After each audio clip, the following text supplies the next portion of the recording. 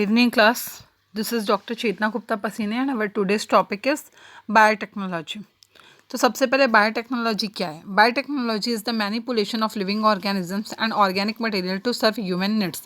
Biotechnology क्या है? Bio का मतलब होता है ऑर्गेनिज्म, टेक्नोलॉजी का मतलब टूल्स एंड टेक्निक्स. तो ऑर्गेनिज्म पर टूल्स एंड टेक्निक्स को अप्लाई करके लिविंग ऑर्गेनिज्म में उसके जेनेटिक लिविंग ऑर्गेनिज्म के जेनेटिक मटेरियल में मैनिपुलेशन मतलब कि चेंजेस लाना, या जो भी ऑर्गेनिक मटेरियल है उनमें चेंजेस लाना और चेंजेस ला के और ज़्यादा इम्प्रूव्ड क्वालिटी के प्लांट्स एंड एनिमल्स का फॉर्मेशन करना या प्रोडक्शन करना ह्यूमन नीड्स को कंप्लीट करने के लिए. ये है आपका बायोटेक्नोलॉजी. इसके एग्जांपल हैं जैसे सैक्रोमाइसिस सेरेविसी यीस्ट एक फंजाई होता है जिसका यूज़ जनरली फर्मेंटेशन की प्रोसेस में ब्रेड बेस या अल्कोहल प्रोडक्शन या बहुत से बेवरेजेस के प्रोडक्शन में किया जाता है. उसके बाद है कई ऐसे फंजाई हैं जिनसे हमको क्या मिलता है? एंटीबायोटिक्स मिलते हैं, एंटी फंगल एजेंट्स मिलते हैं. यहाँ पर लिखा है यूज़ ऑफ बेनिफिशियल बैक्टीरिया. ये एक्चुअली बैक्टीरिया नहीं है, फंजाई है. फंजाई पेनिसिलियम नोटेटम जिससे हमको पेनिसिलिन मिलता है जो कि बॉडी में प्रेजेंट हार्मफुल ऑर्गेनिजम्स को किल करने का कार्य करता है. Cloning of plants and animals का हूबहू उसी की तरह बिल्कुल कॉपी बनाना, क्लोन का फॉर्मेशन करना, ये बायोटेक्नोलॉजी के द्वारा कर सकते हैं. आर्टिफिशियल इंसेमिनेशन, जैसे कि सब कोई सरोगेसी के बारे में जानते हैं कि यदि हम क्या कर रहे हैं, एक दूसरा यूट्रस मतलब मदर के यूट्रस को छोड़ के यदि दूसरा यूट्रस आप ले रहे हो और वहाँ से क्या कर रहे हो आप, जैसे कि टेस्ट ट्यूब बेबी भी इसका एक एग्जांपल हो सकता है कि आर्टिफिशियल कंडीशन प्रोवाइड करके वहाँ पे क्या क्या किया जा रहा है, फर्टिलाइजेशन किया जा रहा है और जैसे ही फर्टिलाइजेशन के बाद में एम्ब्रियो फॉर्मेशन होता है उसको यूट्रस में ट्रांसप्लांट कर दिया जाता है. या सेकेंड केस ये होता है कि अगर मदर अपने बेबी को कैरी करने के लिए मदर का यूट्रस तैयार नहीं है तो वो क्या करती है, एक दूसरे लेडी का यूट्रस है ये वो लेती है, तो उसमें इस तरह का होता है. तो ये तो एनिमल का केस हो गया, इसको आपको छोड़ देना है. फिर बायोटेक्नोलॉजी इंडस्ट्री के बारे में, तो बायोटेक्नोलॉजी इंडस्ट्री से रिलेटेड रिसर्च वर्क काफ़ी सारे हो रहे हैं. बहुत सी कंपनीज़ है, लार्ज कॉरपोरेशंस, कॉरपोरेटिव एरियाज़ हैं, यूनिवर्सिटीज़ है, प्राइवेट एंड गवर्नमेंट यूनिवर्सिटीज़ जहाँ पर बायोटेक्नोलॉजी से रिलेटेड रिसर्च चल रहे हैं. अब ये बायोटेक्नोलॉजी से रिलेटेड जो रिसर्च होते हैं, इस बायोटेक्नोलॉजी इंडस्ट्री को फंडिंग कौन प्रोवाइड करता है? फंडिंग पब्लिक सोर्स से भी फंडिंग मिलती है और प्राइवेट सोर्स से भी फंडिंग मिलती है. अब यहाँ पे इंडिया का डेटा नहीं दिया है, ये हम छोड़ सकते हैं. अब बायोटेक्नोलॉजी इंडस्ट्री में जो हमको मेन वैरायटी ऑफ रिसर्च हमको पढ़ना है, जो मेन स्ट्रीम लाइन है जिस पे बायोटेक्नोलॉजी रिसर्च वर्क काम कर रहा है, वो है आपका हेल्थ एंड मेडिसिन के फील्ड में, फूड साइंस के फील्ड में, इन्वायरमेंटल साइंस के फील्ड में और एग्री साइंस के फील्ड में. अब सबसे पहले इस बायोटेक्नोलॉजी का इम्पैक्ट क्या पड़ रहा है लिविंग ऑर्गेनिजम्स पर या हमारी लाइफ पर. तो सबसे पहले जेनेटिकली मॉडिफाइड ऑर्गेनिजम्स या जीएमओस क्या होते हैं? ऐसे ऑर्गेनिज्म जिनका फॉर्मेशन जीन मैनिपुलेशन के थ्रू किया गया है, मतलब ऑलरेडी उसका जो नेचुरल जेनेटिक सीक्वेंस है उस जेनेटिक सीक्वेंस को डिस्टर्ब करके उसमें हम आर्टिफिशियली जीन्स इंसर्ट करा रहे हैं अपना मनचाहा कैरेक्टर उसमें डेवलप करने के लिए, इंप्रूव करने के लिए. तो इस तरह के ऑर्गेनिज्म को जेनेटिकली मॉडिफाइड ऑर्गेनिज्म कहा गया. और इस जेनेटिकली मॉडिफाइड प्लांट्स ऑर्गेनिजम्स मतलब प्लांट्स एंड एनिमल्स का यूज़ एवरीडे लाइफ में बहुत से लोग करते हैं. ठीक है, जैसे इसका एग्जांपल है सोयाबीन, जो वर्ल्ड वाइड इसके जेनेटिकली इंजीनियर्ड जो वैरायटी है उसका यूज़ वर्ल्ड वाइड होता है. उसके बाद genetically modified crops were produced on more than 167 million acres in 18 countries in 2003. 2003 में 18 कंट्रीज़ में 167 मिलियन एकर्स पे जेनेटिकली मॉडिफाइड प्लांट्स या क्रॉप्स का प्रोडक्शन होता था, जो कि 2002 में कितना था? ओनली 15%. 2002 का में 2 से 15% जो कि इंक्रीज़ हुआ है, मतलब एक साल में ही 15% का यहाँ पे क्या हुआ है? डेटा इंक्रीज़ हुआ है. The US was the largest single producer with more than 60% of the total acres in production. और यूनाइटेड स्टेट्स जो है पूरे वर्ल्ड का जो जीएमओ प्लांट का जो प्रोडक्शन, क्रॉप का प्रोडक्शन तो 60% जो होता है यूनाइटेड स्टेट्स में होता है.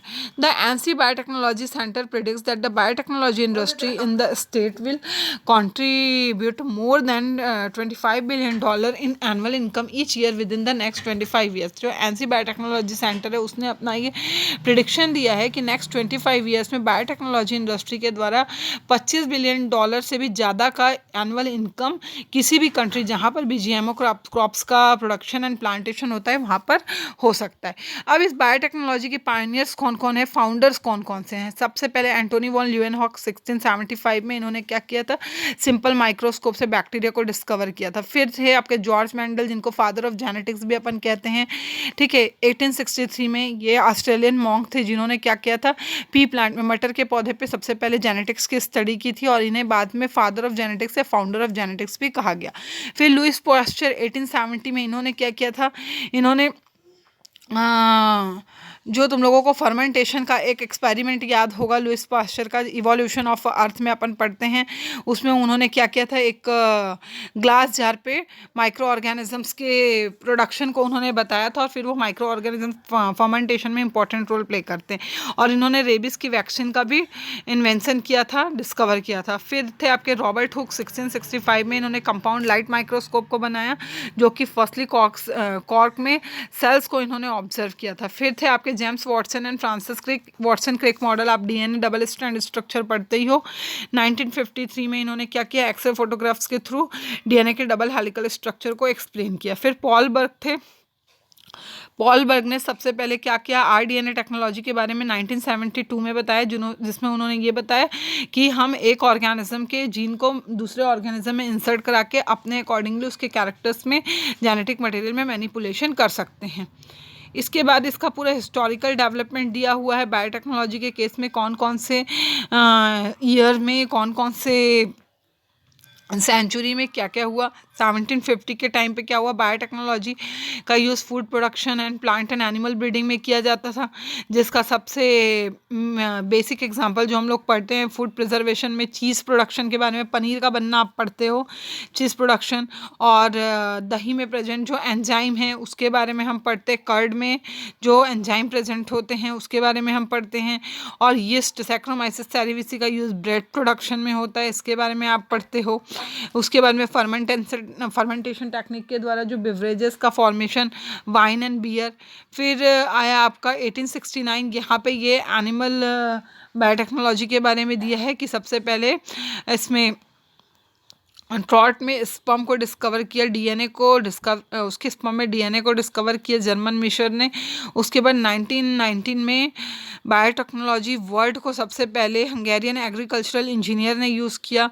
उसके बाद 1940s टू 1950s के बीच में structure and function of DNA हमको पता, डीएनए का स्ट्रक्चर एंड फंक्शन पता चला।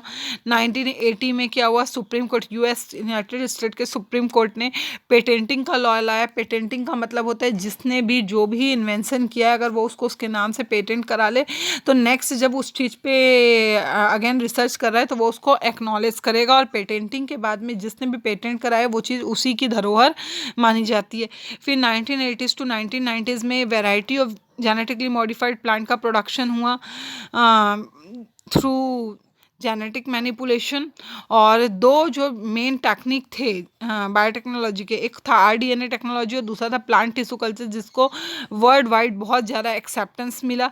आरडीएनए टेक्नोलॉजी में क्या होता था, सबसे पहले एक ऑर्गेनिज्म के डीएनए को एक्सट्रैक्ट किया जाता था, दूसरे में उसको इंसर्ट कराया जाता था, और इंसर्ट कराने के बाद में जो भी इम्प्रूव्ड कैरेक्टर फर्स्ट के थे उसको सेकेंड में भी इम्प्रूव किया जाता था, और वैसा ही प्लांटलेट या क्रॉप प्रोडक्शन होता था। प्लांट टिश्यू कल्चर के थ्रू प्लांट के डिफरेंट ऑर्गन्स को proper media and condition provide करके उससे बहुत कम समय में जेनेटिकली बिल्कुल आइडेंटिकल जैसे उसके पेरेंट प्लांट थे बिल्कुल उसी की तरह प्लांट बनाया जाता था। यहाँ पे जेनेटिक मैनिपुलेशन नहीं होता है। आरडीएनए टेक्नोलॉजी में जीन मैनिपुलेशन होता है, जबकि टिश्यू कल्चर में जीन मैनिपुलेशन नहीं होता। पेरेंट प्लांट का ही कोई पार्ट होता है जिसको हम सिर्फ ग्रोथ कंडीशन और जितना उसको प्रॉपर न्यूट्रिएंट चाहिए वो प्रोवाइड करा के उसी की तरह प्लांट बनाते हैं। फिर 1990s में क्या हुआ, first genetically modified organism introduced हुआ एग्रीकल्चर के क्षेत्र में, वो था आपका बीटी कॉर्न एंड सोयाबीन्स थे, जो कि जिनमें इंसेक्ट रेजिस्टेंस की प्रॉपर्टी पाई जाती थी। यहाँ पे एक बैक्टीरिया में बैसिलस थ्रिंजेंसिस उसके जीन के थ्रू प्लांट्स में ये मैनिपुलेशन किया गया। फिर 1997 में फर्स्ट जो क्लोन्ड एनिमल थी डॉली, उसके बारे में सबको पता है, सीप, उसका फॉर्मेशन हुआ डिप्लॉयड सेल्स के थ्रू, स्कॉटलैंड में ये बना था। उसके बाद 1990 से 2000 में ह्यूमन क्लोनिंग का वर्क यूनाइटेड स्टेट्स में स्टार्ट हुआ, लेकिन बाद में इस पे क्योंकि ये एथिकली सही नहीं है। यदि ह्यूमन क्लोन बन गए तो क्या होगा, नेचुरल पॉल्यूशन बहुत ज़्यादा बढ़ जाएगा। तो यूएस गवर्नमेंट ने इसे बैन कर दिया और उसके बाद पूरा वर्ल्ड वाइड ह्यूमन क्लोनिंग का जो वर्क है वो पूरा तरीके से बैन हो गया। लेकिन अब क्या होता है, स्टेम सेल को कलेक्ट करके रखा जाता है, स्टोर करके रखा जाता है रिसर्च के लिए, और स्टेम सेल के द्वारा काफ़ी सारे डिसीज़ का ट्रीटमेंट भी पॉसिबल है। उसके बाद एग्री साइंस में बायोटेक्नोलॉजी का क्या रोल है, तो एग्री साइंस में plant science, animal science, environmental science and health या एग्री मेडिकल में हम बायोटेक्नोलॉजी का यूज़ पढ़ेंगे। इसमें से एनिमल साइंस अपन छोड़ देंगे। तो प्लांट साइंस में क्या होता है, ट्रांसजेनिक प्लांट्स का फॉर्मेशन हॉर्टिकल्चर के थ्रू होता है। यहाँ पे स्लाइड में आप देख लेंगे, जैसे डीएनए विद डिजायर्ड जीएनए, जिस ऑर्गेनिज्म का डीएनए हमको लेना है, हमने डीएनए सबसे पहले आइसोलेट कर लिया इलेक्ट्रोफोरेसिस की प्रोसेस के थ्रू। अब मैं सबसे पहले लेफ्ट हैंड साइड वाला आपको बता रही हूँ, ठीक है। लेफ्ट हैंड साइड वाला हम देख रहे हैं कि हम सबसे पहले डिजायर्ड डीएनए आइसोलेट कर लिए इलेक्ट्रोफोरेसिस की प्रोसेस के थ्रू। अब उस डिजायर्ड डीएनए को क्या कर रही हूँ मैं, एग्रोबैक्टीरियम की सेल में इंसर्ट करा दी। इंसर्ट कराई, यहाँ पे क्या हुआ, रेप्लिकेशन हुआ। रेप्लिकेशन होने के बाद में अब जिस प्लांट सेल में, क्योंकि एग्रोबैक्टीरियम तो एक प्लाज्मिड है, प्लाज्मिड की तरह वर्क करता है, और प्लाज्मिड क्या है, कैरियर है एक प्लांट के जीन को दूसरे प्लांट में इंसर्ट कराने के लिए। जो कैरियर बीच में होता है, ठीक है, जो ट्रैवल एजेंट की तरह कार्य करता है, वो एग्रोबैक्टीरियम सेल्स कर रहे हैं। तो सबसे पहले जिस ऑर्गेनिज्म का डीएनए इंसर्ट कराना था उसको मैंने आइसोलेट कर लिया इलेक्ट्रोफोरेसिस की प्रोसेस के थ्रू, एग्रोबैक्टीरियम की सेल में इंसर्ट कराया, वहाँ पर उसका रेप्लिकेशन एंड मल्टीप्लिकेशन हुआ। आफ्टर डेट मैंने उसको प्लांट सेल में एंटर करा दिया। प्लांट सेल में एंटर करने के बाद में अगेन यहाँ पे रेप्लिकेशन एंड मैनिपुलेशन हुआ। प्लांट सेल, होस्ट सेल के साथ में जो मेरा डिजायर्ड डीएनए था उसने क्या कर लिया, अपनी असेंबली बना लिया। असेंबली बनाने के बाद में फिर इसमें रेप्लिकेशन एंड डिवीजन की प्रोसेस हुई। नेक्स्ट स्टेप में उन प्लांट को मैंने लैब कंडीशन में पेट्री प्लेट में ग्रो कराया, और जब वहाँ पे लैब कंडीशन में वो सक्सेसफुली ग्रो हो गए तो फिर मैंने उसको सॉइल में ट्रांसफ़र कर दिया। तो इस तरह मेरे को एक जीएमओ प्लांट मिल गया। अब इसका दूसरा मेथड, अगर मुझे प्लाज्मिड के फॉर्म में किसी भी लिविंग ऑर्गेनिज्म या बैक्टीरिया का यूज़ नहीं करना है, तो मैं यहाँ पे क्या करूँगी कि जो भी जीन मैंने डिज़ायर्ड जीन लिया है जिस भी ऑर्गेनिज्म का, उसको मेटल पार्टिकल से कोट कर दूँगी, और कोट करने के बाद में डायरेक्टली प्लांट सेल पे पार्टिकल गन के थ्रू इंसर्ट करा दूँगी। इंसर्ट कराने के बाद में फिर से क्या होगा, वो होस्ट डीएनए के साथ में जाके असेंबल हो जाएगा, और असेंबल होने के बाद में फिर मैं उसको लैब कंडीशन में ग्रो कराऊंगी, और लैब कंडीशन में यदि वो ग्रो करता है, सक्सेसफुल हो जाता है, तो फिर मैं उसको सॉइल में ट्रांसफ़र कर दूंगी। तो इस तरह भी जीएमओ प्लांट का फॉर्मेशन हो सकता है। एनिमल साइंस छोड़ देंगे। अब इन्वायरमेंटल साइंस में बायोटेक्नोलॉजी का क्या यूज़ है, तो bio remediation technique. Bio remediation, bio का मतलब होता है ऑर्गेनिज्म, रेमेडिएशन का मतलब होता है रेमेडी करना, इलाज करना। तो जो भी कंटामिनेंट्स हैं, जो भी पॉल्यूशन है, उसका बायोलॉजिकल एजेंट का यूज़ करके उन पॉल्यूशन को कंप्लीटली अर्थ से, अपने एटमॉस्फेयर से, अपने एनवायरनमेंट से उसको हटा देने की क्रिया को हम बायो रेमेडिएशन कहते हैं। और जिन ऑर्गेनिज्म का यूज़ हम बायो रेमेडिएशन की प्रक्रिया में करते हैं उसे बायो रेमेडिएटर्स कहते हैं। और बायो रेमेडिएशन का का फंक्शन बैक्टीरिया भी करते हैं, साइनोबैक्टीरिया भी करते हैं, फंजाई भी करते हैं, बहुत से ऐसे माइक्रो ऑर्गेनिज्म से जो करते हैं। ऐसे माइक्रो ऑर्गेनिज्म जिसका सरफेस एरिया सबसे ज़्यादा होगा, जिसकी बाइंडिंग कैपेसिटी ज़्यादा होगी, जिसमें म्यूसिलस प्रोडक्शन होता होगा, वो बायो रेमेडिएशन के लिए सबसे बेस्ट माइक्रो ऑर्गेनिजम्स होते हैं।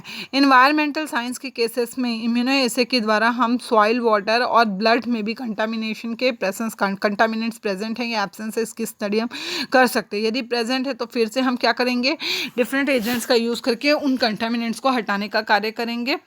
उसके बाद में आपका आता है हेल्थ एंड एग्री मेडिसिन। तो फार्मिंग एक है, जैसे कि अगर कोई मेडिसिनल प्लांट है, अगर मेडिसिनल प्लांट में कोई मेडिसिन का फॉर्मेशन हो रहा है, उस मेडिसिन का फॉर्मेशन किस जीन के कारण हो रहा है, अगर आपको उसका नॉलेज है तो आप उस जीन को वहाँ से हटाकर या उस जीन का थोड़ा सा पार्ट लेके दूसरे प्लांट में इंसर्ट करा के आप उस मेडिसिन प्रॉपर्टी को दूसरे प्लांट में भी इम्प्रूव करा सकते हैं। इस तरह न्यू आप प्लांट को क्रिएट कर सकते हैं।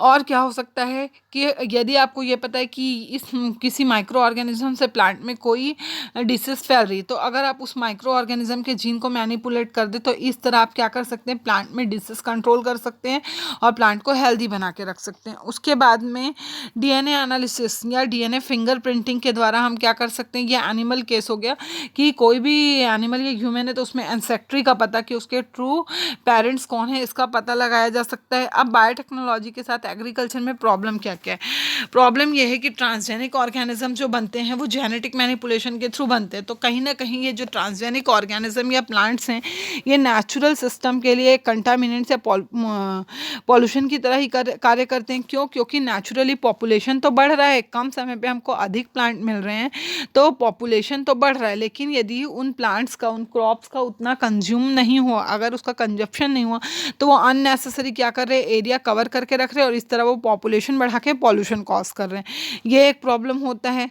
सेकेंड प्रॉब्लम ये है जो जेनेटिकली मॉडिफाइड ऑर्गेनिजम्स होते हैं, जो प्लांट्स होते हैं, जनरली वो प्लांट्स क्या होते हैं, एक जनरेशन के बाद नेक्स्ट जनरेशन के लिए वो स्टेराइल होते हैं, उनमें फर्टिलिटी नहीं पाई जाती, स्टेराइल हो जाते हैं। आप उसके बीज को यदि कलेक्ट करके भी रखते तो आप नेक्स्ट जनरेशन में उनसे प्लांट्स नहीं ले सकते, ठीक है। तो नेक्स्ट जनरेशन के लिए वो एज बैरियर हो जाते हैं कि उससे हमको फिर से न्यू प्लांटलेट नहीं मिलेगा। तो हमको अपने जो नेटिव प्लांट्स हैं उनको स्टोर करके रखना भी इम्पोर्टेंट होता है। फिर जो हमारे बायोटेक्नोलॉजी के थ्रू जो भी प्रोडक्ट्स बनते हैं उनका जो कॉस्ट होता है वो नेचुरल प्रोडक्ट के कॉस्ट से बहुत ज़्यादा होता है, मतलब ज़्यादा एक्सपेंसिव होता है, उसमें एक्सपेंसेस ज़्यादा लगते हैं और उनको बनाने में भी कॉस्ट ज़्यादा लगता है as compare to natural things.